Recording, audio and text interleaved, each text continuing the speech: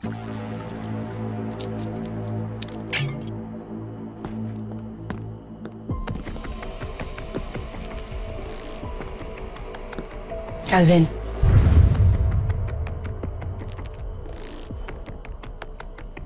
Ano ginagawa mo dito? Ito ko sa tatay mong duwag. Pulpul yung tatay mo. Pwede huwag mong insultuhin ang papa ko. Nandito ako para kausapin ka. Bilang kaibigan. Kaya pwede ba? Kung may damay ang pamilya ko. Ano bang kailangan mo sa akin? Pwede ba huwag ka makialam? Dito ako bilang kaibigan. Papakiusapan kita. Huwag mo nang siraan ang papa ko. Wala siyang kinalaman sa nangyari sa tatay mo. Calvin, hindi mo kalaban si papa. Kakampi mo siya. Di mo ako naiintindihan.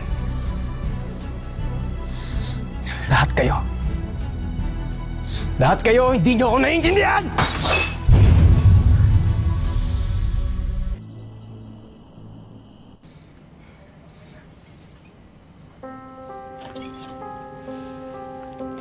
Kahit ubusin mo pa yung alak na yan, hindi matatapos ang problema mo.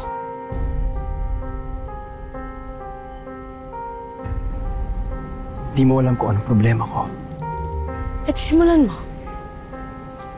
Magkwento ka. Dito lang ako. Handa ka makinig? Marami akong problema, Vanessa.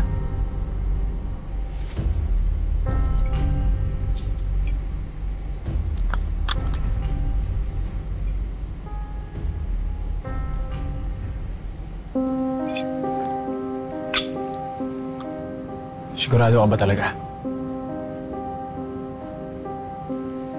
Pakikinig ako, Calvin.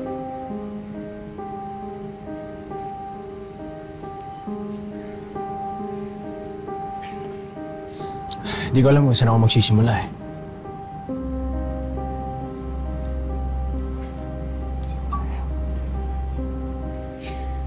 Pwede mo simulan nung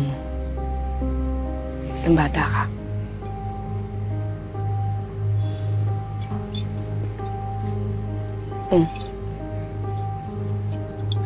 Bata pa lang ako. Tarantado na talaga ako. Aminado naman ako dun. Sinabi nga ng papa yun. Pero wala akong karapatan na husgahan ka.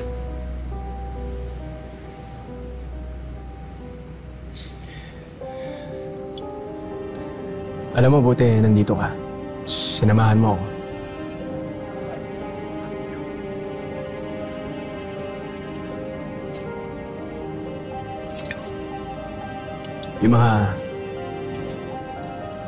Yung mga tatay ko kasi noon, kahit kailan di nila nagawa sa akin to eh. Hindi nila ako pinapakinggan. Gusto nila sila lang yung nasusunod.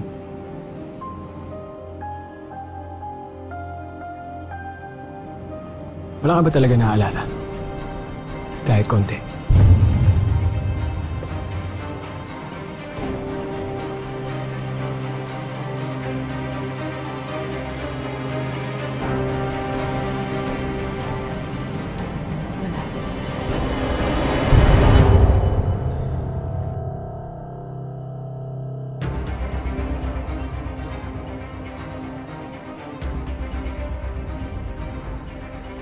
Ikaw ba?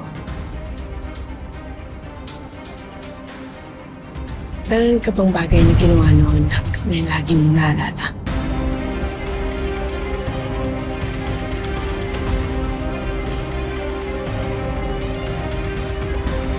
Meron ka bang bagay na ginawa noon hanggang may lagi mong naalala?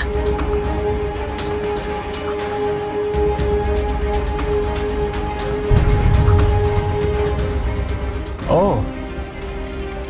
Pero huwag mo na itanong. Baka magulat ka pa sa ikikwento ko eh.